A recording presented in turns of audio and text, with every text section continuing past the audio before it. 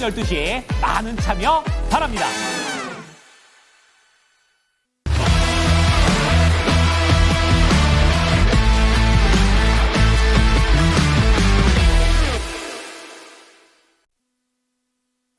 네, 이슈 딥다이브 이어가겠습니다. 타이탄 파트너스의 윤여민 이사 나와주셨고요. 선투자의 송범선 실장 두 분 함께하겠습니다. 안녕하세요. 네, 안녕하십니까. 네, 오늘도 저희 두 가지 주제로 얘기 나눠보고자 하거든요. 첫 번째 주제부터 같이 확인해 보시죠. 네, 금리 인하 지연 가능성이 높아지게 되면서 축을 조금 이동을 시켜야 될까요? 네, 성장주에서 방어주로 넘어가게 될까? 오늘 이 부분 체킹하겠습니다. 고용 시장이 너무나도 좋았고요. 이번에 발표될 물가 지표까지 확인하면은 금리 인하 속도 조절이 아니라 금리 인하 그냥 패스할 것 같다 올해 내내요. 네, 이런 시각도 지금 나타나고 있는 상황에서 그렇다면은 이거 성장주 베팅하기에 조금 불리해지는 거 아닌가? 지금까지 시장을 주도하고 끌고 갔던 쪽은 물론 성장주였기 때문에 여기에 대한 의문감을 조금 가지실 것 같아가지고 저희가 주제를 잡아봤습니다. 이사님, 네, 어떨까요? 축이 조금 바뀔까요? 아니면 변화 없을 거라고 보세요? 사실 저는 변화가 없을 거라고 좀 생각을 하는데, 일단 말씀하셨던 것처럼 지난주 금요일 이후에 확실히 시장의 환경 자체는 녹록하지 않다. 사실 어떻게 보면 미국 같은 경우는 고용과 소비가 상당히 견고한 가운데 물가의 상승 압력이 좀 지속되고 있다 보니까 결국 그러한 측면에서 제가 볼 때는 금리 인하에 대한 필요성이 조금은 늦춰지고 있지 않나 해서 말씀하셨던 것처럼 뭐 골드만삭스라든지 뭐 JP모건 같은 대형 은행사들 같은 경우가 뭐 올해는 금리 인하가 없을 수도 있다라는 전망이 계속 나오고 있는 상황이거든요. 뭐 그런 측면에서 봤을 때 가장 중요한 성장주에게 가장 중요한 건 바로 이제 10년물 국채금리인데 이 국채금리가 거의 뭐 5%까지 4.8에서 막 4.9까지 막 올라갈 정도로 어떻게 보면 성장주에게 상당히 부담을 주고 있는 것은 사실이라고 말씀드릴 수 있을 것 같고 그런 측면에서 뭐 대표적인 성장주라고 할 수 있는 게 뭐 금리에 관해서는 뭐 제약바이오라든지 뭐 2차전지, 뭐 네카오 같은 종목들 상당히 조금 업황 자체가 녹록지 않다라는 좀 생각을 하고 있습니다만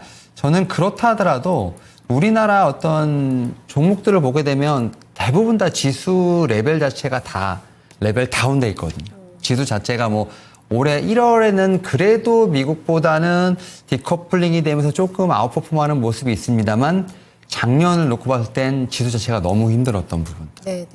미국의 어떤 증시 나스닥이라든지 S&P 500을 따라가지 못했기 때문에 그런 측면에서 제가 볼 때는 성장주, 방어주 어떻게 보면 좀 가릴 것 없이 지수 레벨 자체가 좀 다운된 상황이기 때문에 이런 상황에서 물론 지금 뭐 지수도 그렇고 또 한 번에 좀 종목들 자체가 조정이 있습니다만 오히려 하방에 대한 부분보다는 좀 상방을 열어야 되지 않을까 생각을 하고 있고요.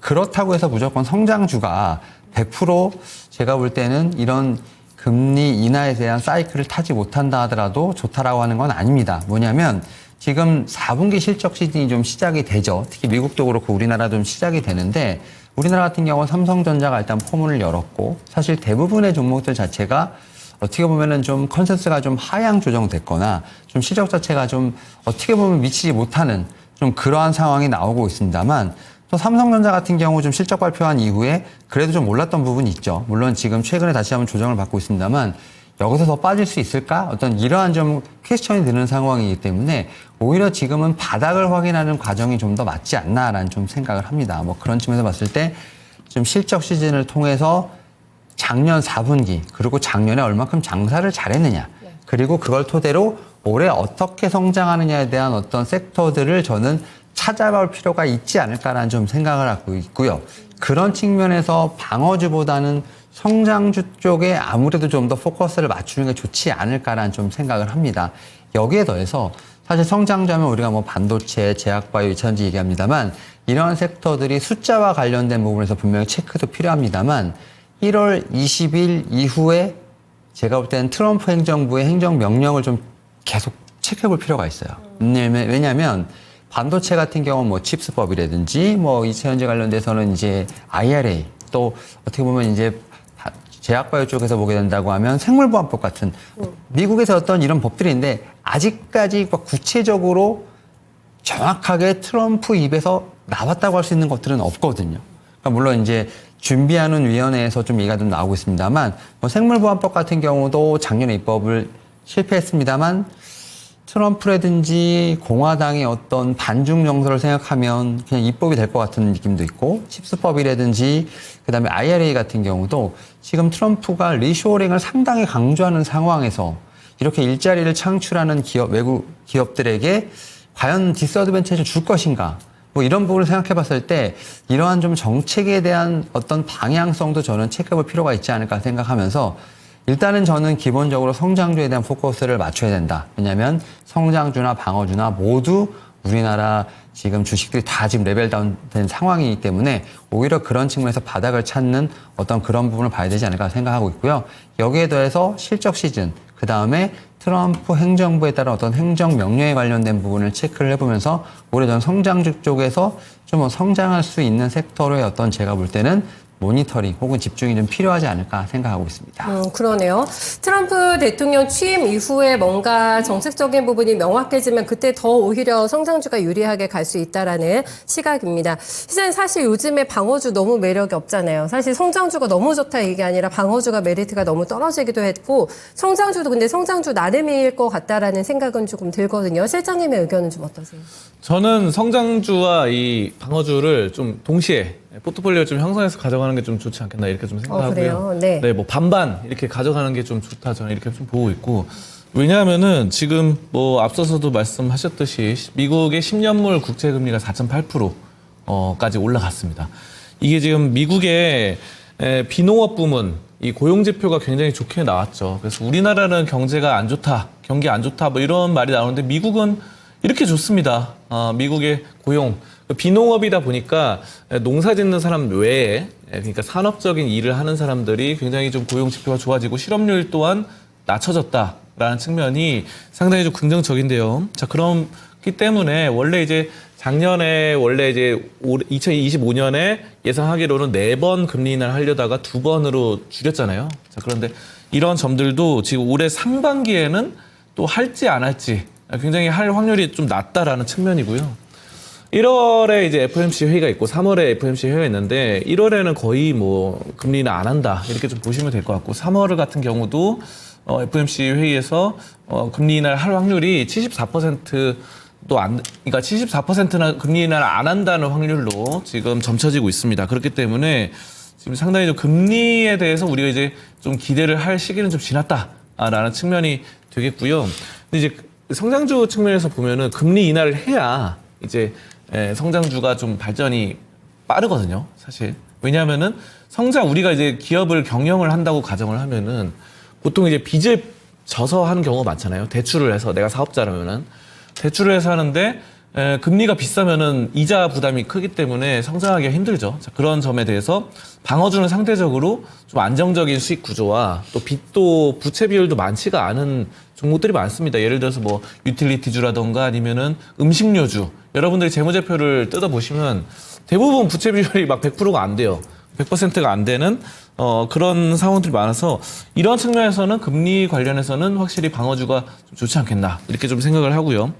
그렇기 때문에 이런 점들 또 원달러 환율 상승도 굉장하고 그러니까 고환율에다가 고물가 그리고 고금리 이런 쓰리고가 되기 때문에 지금 우리나라가 여러 가지 수출 경쟁력이 사실 환율이 올라가면은 경쟁력이 있어야 되는데 이런 점들이 좀 상쇄되는 부분들이 있다라는 측면이고 그렇기 때문에 예전에 보면은 이 삼중고 고환율, 고금리, 고물가 됐을 경우 2021년, 2022년에 경기 방어주 성격인 음식료, 필수 소비재 이런 것들이 좀 많이 좋았었거든요. 2022년 당시에는. 그때 이제 지수가 3,300 갔다가 막 떨어질 때 그때죠. 그렇기 때문에 근데 이제 이런 것들은 약간 고물가 이런 점들이 전쟁 관련된 부분도 있습니다. 왜냐하면 우크라이나 그 식량 창고가 막 공격당하면서 자 그런 점들도 있지만 어쨌든 우리가 이제 포트폴리오에 음식료주라던가 또 최근에 보면은 미국의 상황을 보면은 약간 뭐 아이온큐 이런 종목들이 막 크게 조정받았잖아요. 그러니까 첨단 기술주들이 조정받는 반면에 월마트, 코스트코 이런 종목들은 엄청나게 치솟아 오르는 경향들이 있거든요. 월마트, 코스트코는 대표적인 소비주로서 뭐 어떻게 보면 방어주라고 할 수 있겠죠. 우리나라 이마트와 마찬가지로. 자, 이마트도 지금 상황이 좀 괜찮아지는 모습입니다. 그래서 저는 뭐 소비재주를 한 50% 가져가고 그리고 성장주를 50% 가져가고 이렇게 좀 판단하고 있습니다. 네.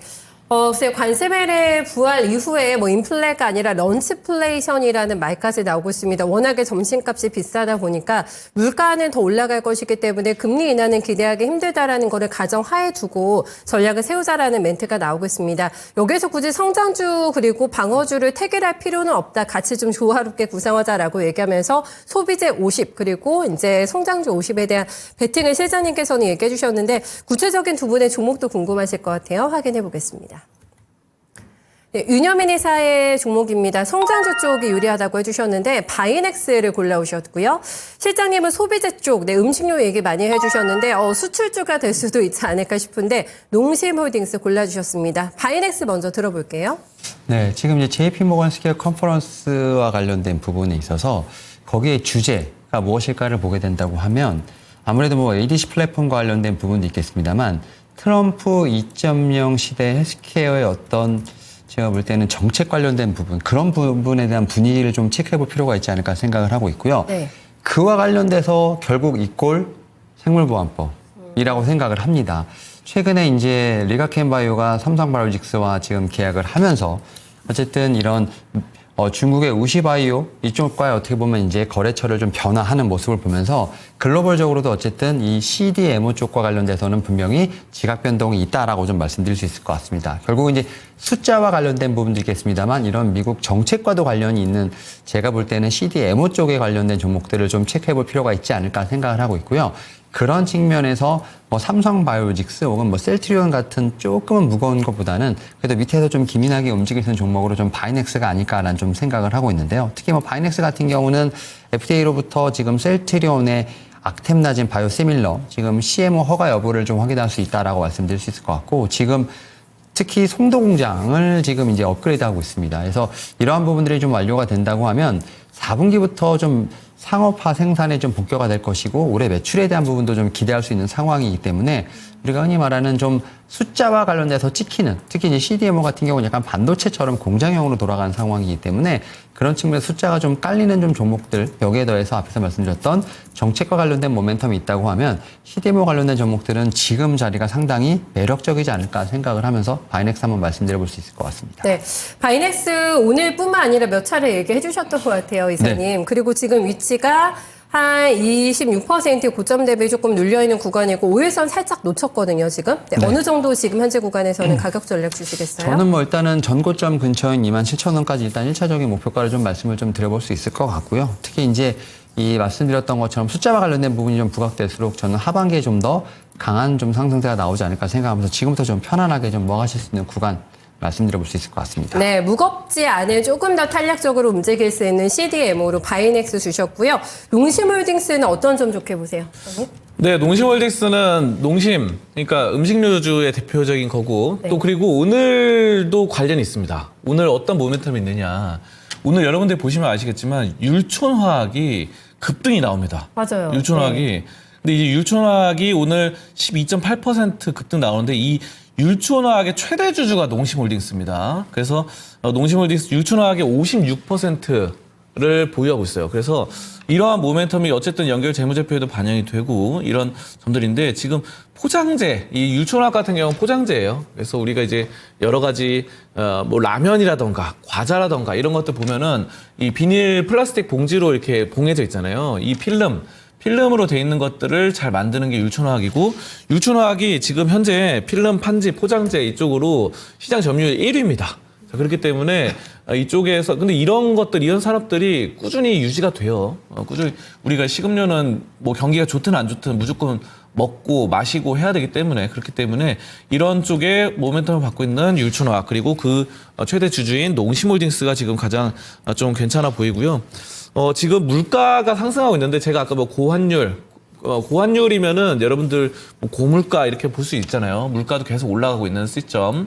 자, 그런데 물가가 올라가면은 이런 식음료주들은 오히려 더 좋습니다. 왜냐면은 예를 들어서 100원에 원재료가 100원이었는데 이거를 뭐 마진을 50% 붙여서 150원에 판다고 쳐봐요. 근데 이제 원재료가 200원으로 상승하면은 200원에 대한 50% 그러니까 300원에 팔겠죠. 그러면은 100원에서 150원에 팔 때는 50원 남지만 똑같은 50% 마진이지만 100원이 남게 되는 뭐 이런 상황들로 이렇게 물가는 결국 계속 올라가거든요. 여러분들 옛날 생각해 보면은 뭐 아이스크림 가격이라던가 과자 가격 이런 것들 100원, 200원, 300원 이럴 때 할 때가 있었습니다. 지금은 다 2,000원, 3,000원 이렇게 하잖아요.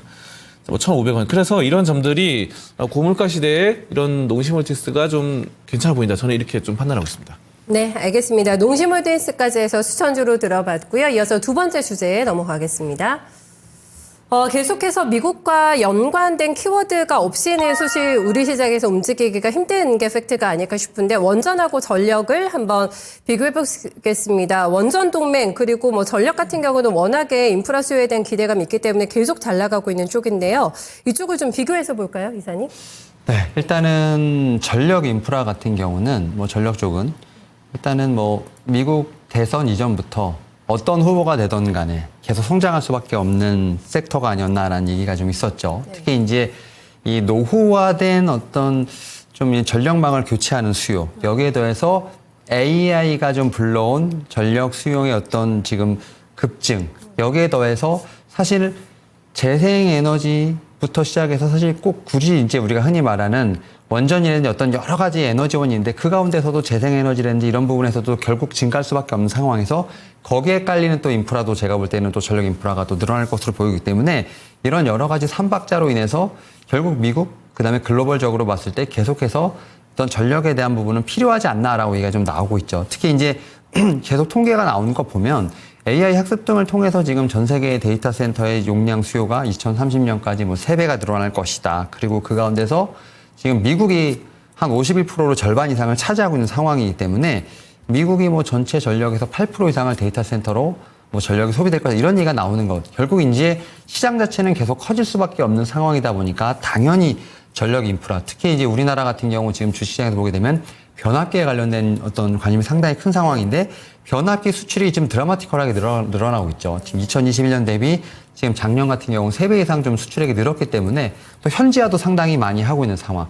결국 이 좀 산업 같은 경우는 커지는 산업이라고 좀 말씀드릴 수 있을 것 같고 다만 원전 같은 경우는 뭐 지난주에 좀 단독 보도가 좀 나왔던 부분들 좀 제가 볼 때는 좀 체크가 분명히 필요하지 않을까라는 생각을 합니다만 내용 자체가 상당히 구체적이기 때문에 이 부분이 사실이라고 한다면 특히 이제 한수원과 미국의 웨스팅하우스 간의 어떤 IP와 관련된 부분이 합의가 된다고 하면 워낙 시장에서 소외가 많이 됐기 때문에 이러한 뉴스는 한 방짜리가 아니다.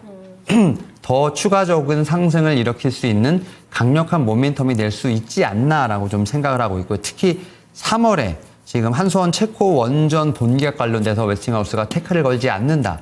오히려 원팀으로 간다 하게 된다고 하면 원전도 날개를 다룰 수 있는 그러한 좀 기사라고 말씀드릴 수 있을 것 같은데 다만 여기서 주의할 점은 우리나라 자체의 어떤 이 원전 같은 경우는 정책이 결을 상당히 좀 많이 타고 있는 상황이죠. 네. 근데 이제 정부 정책이 약간 좀 부재가 느껴지는 상황이기 때문에 여기서 추가적인 제가 볼 때는 모멘텀을 받기 위해선 정책에 관련된 부분도 확실히 좀 뉴스로서 좀 나와야 되지 않을까라는 좀 생각을 하면서 오히려 저는 전력 인프라는 계속 성장하는 원전 같은 경우는 이번 기회를 통해서 다시 한번 성장의 가도를 달릴 수 있는 그러한 기로에 서 있다라고 좀 말씀을 드릴 수 있을 것 같습니다. 네, 확실한 거는 전력 인프라 쪽을 조금 더 보시는 거는 맞고, 네, 원전은 일단 정책적인 부분 리스크가 조금 있기 때문에 요거는 조금 확인 필요하다라는 의견 지난주에 이어서 계속 주고 있습니다. 실장님께서는 어떤 의견이세요? 네, 지금 우리나라와 미국이 지금 원전 관련해서 협약을 했죠. 그래가지고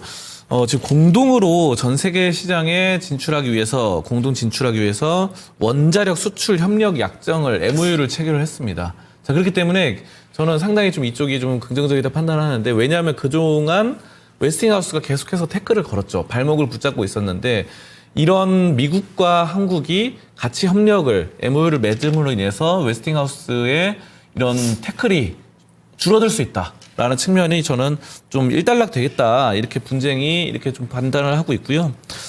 자, 그래서 지금 뭐 AI 확산에 따라서 계속해서 원전이 전력 수요가 필요하고 이런 것들이 각국 원전 건설에 나서고 있기 때문에 우리나라가 또 잘하고 있는 부분이고 이런 점이 미국과의 이런 상호 협력 이런 것들이 좀 긍정적이다 판단하고 전력 역시 마찬가지입니다. 최근에 미국에 산불이 났는데 LA에서 이쪽 미국 쪽에서 산불이 난 거 관련해서 엄청난 재산 피해가 있었잖아요. 근데 이제 이런 것들을 복구하기 위해서는 전력망 복구를 해야 됩니다. 그렇기 때문에 전력 관련된 것들을 좀 우리가 좀 생각을 해볼 수 있겠다라는 측면이고 트럼프 당선인 같은 경우도 200억 달러 규모의 이런 외국인 투자 이런 것들을 좀 받겠다 이렇게 했었죠. 데이터 센터 구축을 위해서. 자, 그렇기 때문에 이러한 점들에 대해서 우리가 이제 원전이든 전력이든 둘 다 이제 꼭 필요한 이런 시점이다라고 판단하고 저는 뭐 지금 미국과 협력을 했던 원전 쪽이 좀 더